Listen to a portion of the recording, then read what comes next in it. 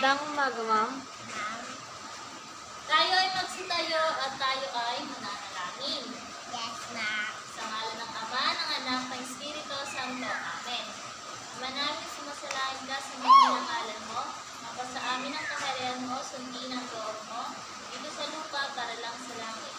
Bigyan mo kami ngayon ng aming makakain sa araw-araw at patawarin mo kami sa aming mga sala para lang pagpapatawad namin sa nagkakasala sa amin at huwag mo kami paintulog sa tukso at hadyang kami sa lahat ng masama. Amen.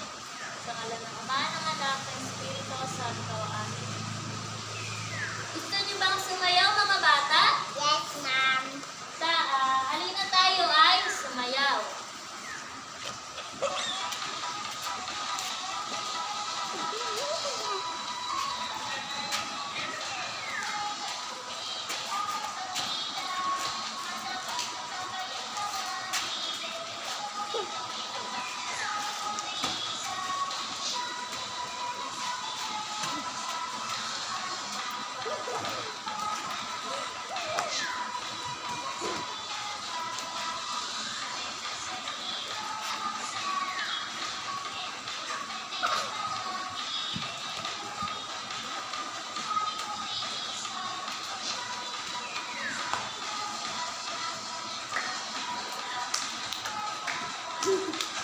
Ngayon, mga bata, nag-enjoy ba kayo sa ating sinayaw? Yes, ma'am. Okay. Ngayon, mga bata, nais kong tingnan nyo. Mga bata, may mga alam ba kayong mga alituntunin sa silid-aralan? Opo. Pag may guro sa unahan, ano ang dapat nating gawin? Ha? Makinig. Makinig. Ano pa po? Makinig. Makinig. Ngayon, mga bata, meron ako dito ang inihanda ang alituntunin na ating susundin sa silid-aralan. Akin muna itong babasahin at ako'y inyong sundan. Naintindihan niyo ba? Yes, ma'am. Mga alituntunin sa silid-aralan. Mga alituntunin sa silid-aralan. Makinig ng mabuti Makinig ng mabuti sa guro. sa guro. Tapusin ang Tapos, Ang mga iniatas mga atas na gawain. ng gawain. Umupo ng maayos. Umupo ng maayos. Itaas ang kamay kung may gustong sabihin sa guro. kung may gustong sabihin sa guro. Ito ay ating susundin sa ating silid-aralan. Naintindihan niyo ba, mga bata? Yes, ma'am.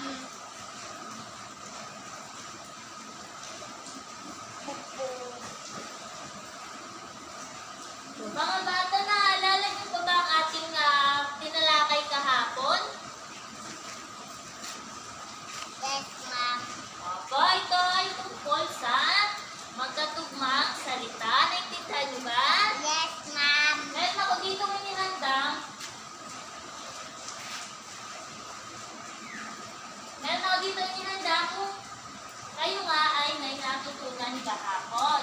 Aking babasahin na panuto at ako inyong sundan. Naintindihan niyo ba? Opo. Panuto. Panuto. Pagdugtungin Pagdugtungin. ang salitang magkatugma Ang salita magkatugma. at magkaparehas Ang magkaparihas sa kahon. sa kahon. A at kahon B.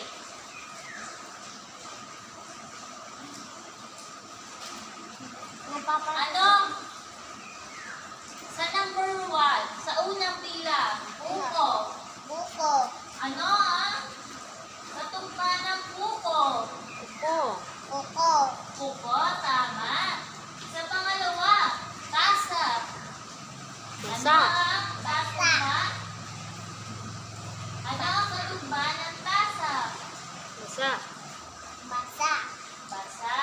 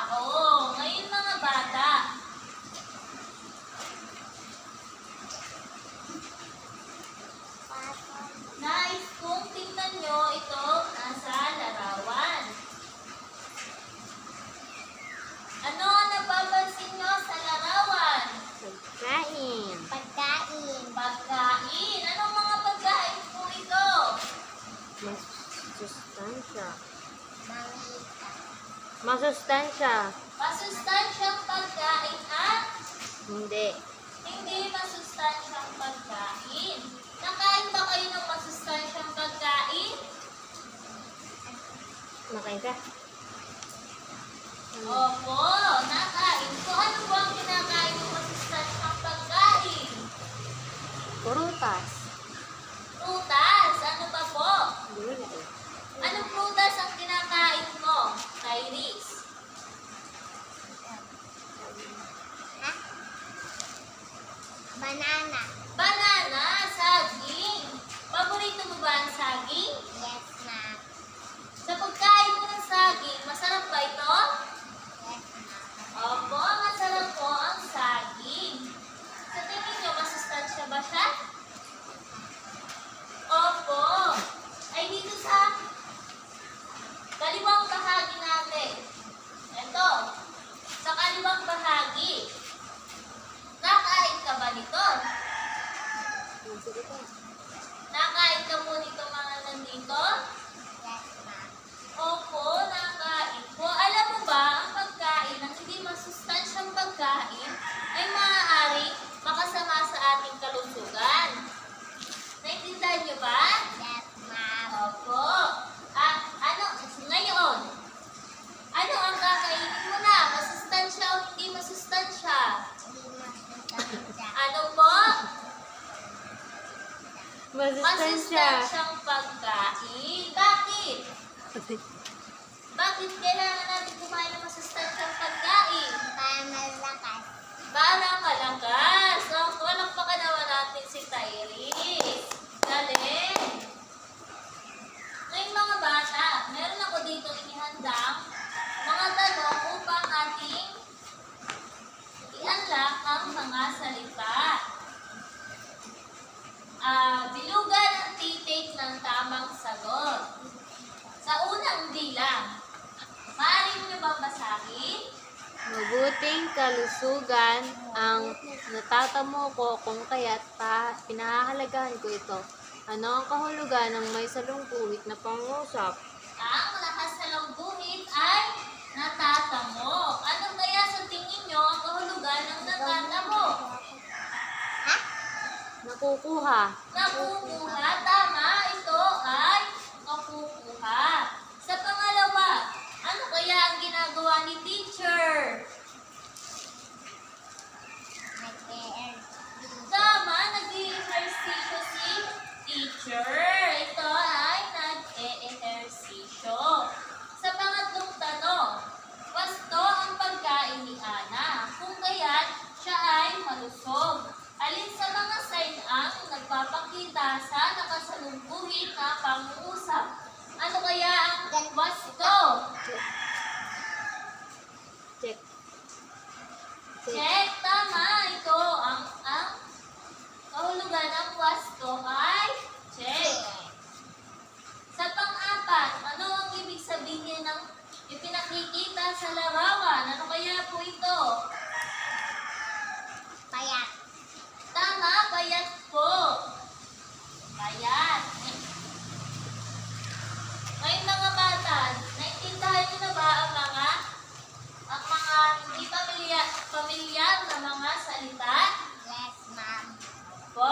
Ngayon mga bata, tayo ay magbabasa ng tula na pinamagatang si Jimbo Malusog at si Berto Sakipin. Sa kwento, may dalawang magkaibigan nagkitang minsan na kung saan ay pinag-usapan nila ang kanilang mga hilig gawin.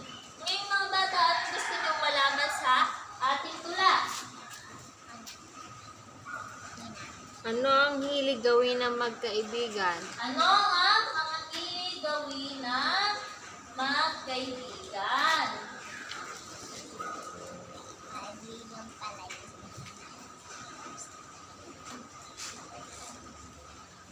Ano ang mga hilig gawin ng magkaibigan? Hindi mo mama.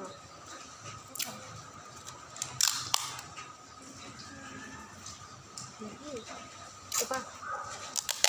Dadako naman tayo sa ating tula.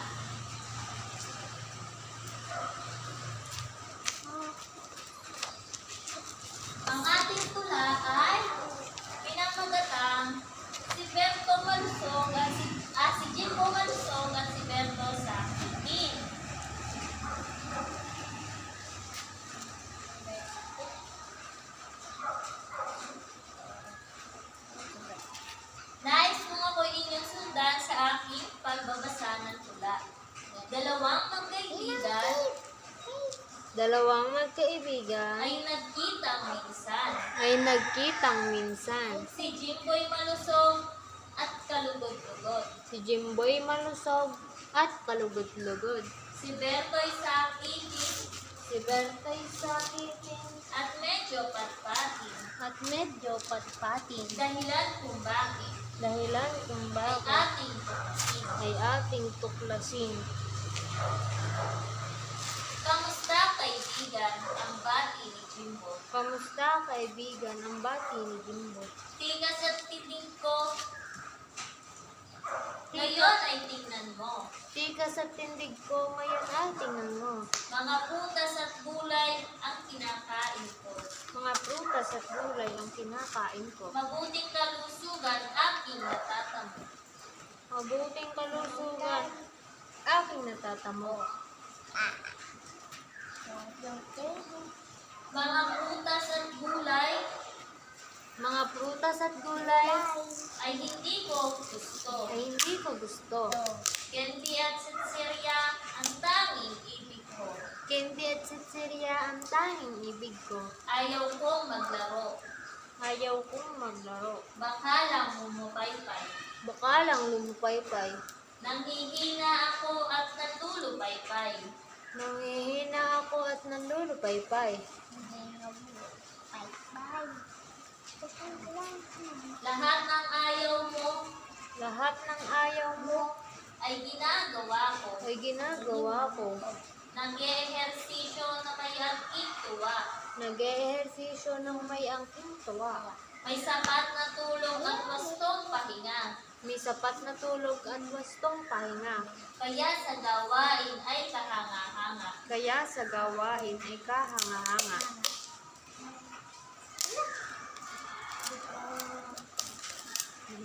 Tinatamad ako sa mga gawain. Tinatamad ako sa mga gawain. Lalo na at ako ay laging sakitin. Lalo na at ako ay laging sakitin.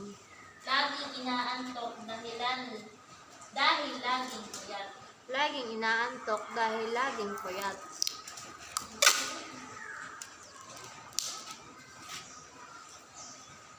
Tulungan mo ako makamtan ang sapat. Tulungan mo ako makamtan ang sapat. Ako ay malusog. Ako ay malusog. Buto ko'y matigas. Buto ko'y matigas. Buong katawan ko'y masiglat malakas. Buong katawan ko'y masiglat malakas. Ako ay sakitin. Ako ay sakitin. Malambot at kayat. Malambot at payat. Lubos ng maasa. Lubos ng maasap. Di pa huli ang lahat. Di pa huli ang lahat. Naintindihan niyo ba ang ating tula? Opo, Ano nga po ang bagat ng ating tula? si Jimbo malusog at si Berto sakitin. Sinong tauhan sa ating kwento? Si Jimbo at Berto. Bakit sakitin si Berto? Dahil hindi siya nag-ehersisyo at hindi siya nakain ng gulay at prutas. Tama.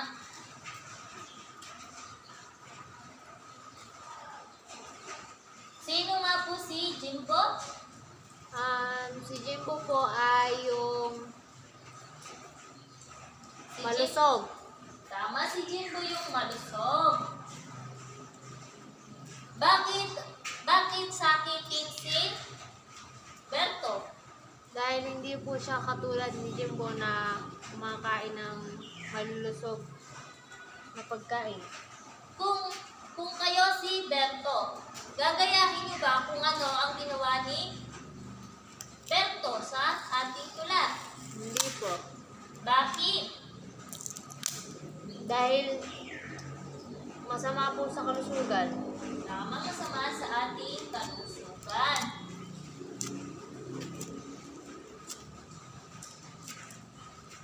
Ngayon mga bata, balikan natin yung inyong naging tanong kanina. Ano ang mga hilig gawin ng magkaibigan? Mahilig kumain ng masustansyang pagkain si Jimbo. At si Berto naman ay mahilig kumain ng hindi masustansyang pagkain. Ano pa po? Mahilig si Jimbo maglaro, si Berto ay hindi. Tama. Si si Jimbo ay mahilig na mag-ehersisyo, samantalang si Berto ay laging nakahiga kasi siya ay sakiting. Naintindihan niyo ba mga bata? Yes, ma'am. Okay mga bata, nais kong tingnan nyo ang tekstong ito. Tingnan ko din dito.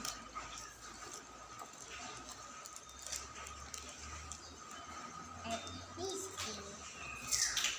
ano sabihin mo? Mama, Nais kong tingnan nyo ang tekstong ito. stone.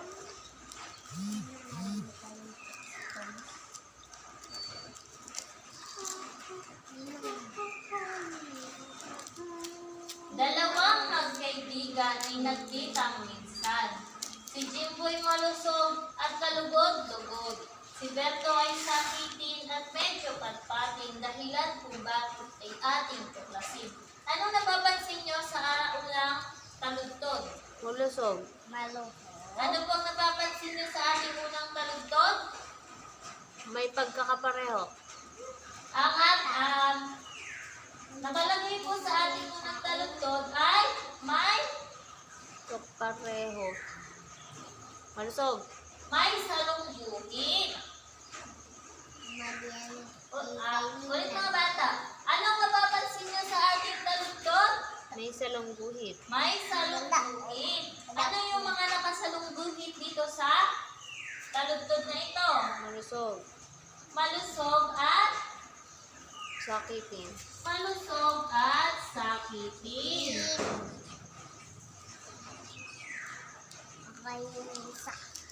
Sana na.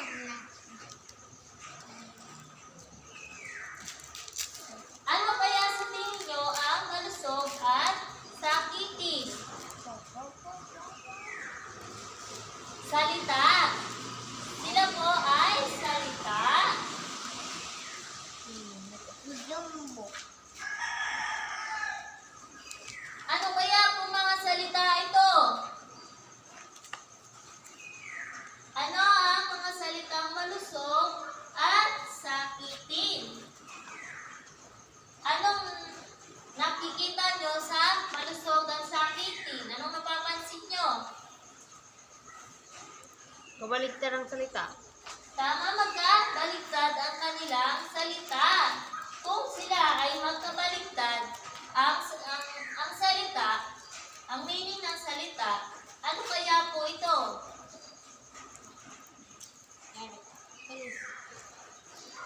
Kung ang salita ay magkabaligtad, ang ibig sabihin, ano po kaya ito? Magkasalungat. Magkasalungat.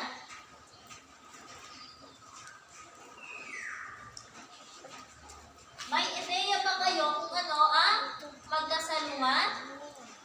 Kabaligtaran ng isang salita. Tama po, ang magkasalungat ay kabaligtaran ng Salita. salita.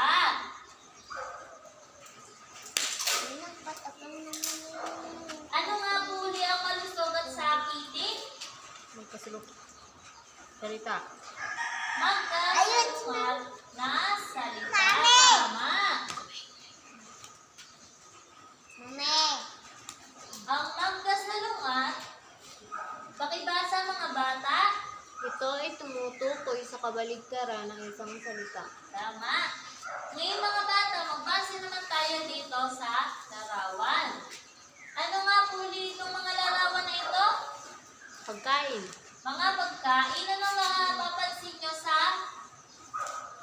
mga salita? Magkasalungat. Magkasama. Ano po napapansin nyo sa salita? Magkasalungat. Sabi ko tayo. Ang tanong ko po, ano po ang napapansin nyo sa ating salita? May salungguhit. Tama, may salungguhit. Dapat Ano po yung salitang nasa salungguhit? Pagkain. Mami. Pagkain, masustansyang pagkain at hindi masustansyang pagkain. Ngayon mga bata, ano nga uli yung mga nakasalungguhit masustansyang pagkain at hindi masustansyang pagkain. Tama, masustansyang pagkain at hindi masustansyang pagkain. Ano ang napapansin nyo? Magkasalungat. Tama, magkasalungat ang dalawang salita. Tyrese, please sit properly. Umupo ka po ng ayos sa upuan. Salamat. Kung ang masustansyang pagkain at hindi masustansyang pagkain ay salitang magkasalungat, ano ang ibig sabihin ng magkasalungat? Tumutukoy sa kabaligtaran ng isang salita. Ito ay tumutukoy sa kabaligtaran ng isang salita. Very good, mahusay mga bata. Sa tingin ko'y alam na alam nyo ang magkasalungat na mga salita. Ito mo. Meron pa ako ditong larawan. Nais ko ito'y inyong pagmasdan at ako'y may tatanong sa inyo. Ano kaya itong nasa unang larawan? Ha? Ano po ito? Bulaklak. Bulaklak. Ito po nasa kabila? Basura. Ano po kaya ang amoy ng bulaklak at basura? Mabango. Mabango ang bulaklak. Ay ano naman ang amoy ng basura? Mabaho. Mabaho. Ngayon, kung ang bulaklak ay mabango at ang basura ay mabaho, ano kaya pong napapansin nyo sa dalawang salitang mabaho at mabango? Magkasalungat. Magkasalungat. Magkasalungat po sila ng salita. Kung ang mabango at mabaho ay magkasalungat, ano ang magkasalungat? Tumutukoy sa kabaligtaran ng isang salita. Tama, ito ay tumutukoy sa kabaligtaran ng isang salita. Ngayon mga bata, paano kaya natin matutukoy ang isang salita kung ito ay magkasalungat? Magkabaligtad ang salita. Ito ay tumutukoy kung ang isang salita ay magkabaligtad.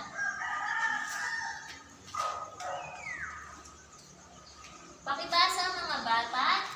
Natutukoy ito kung ang dalawang salita ay magkaiba ang kahulugan, ngunit magkasalungat ang ibig sabihin ng salita. Mahusay mga bata.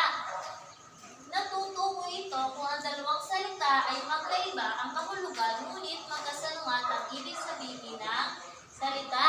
Ngayon mga bata, meron pa ako dito isang halimbawa. Nais kung ito ay inyong pagmasdan.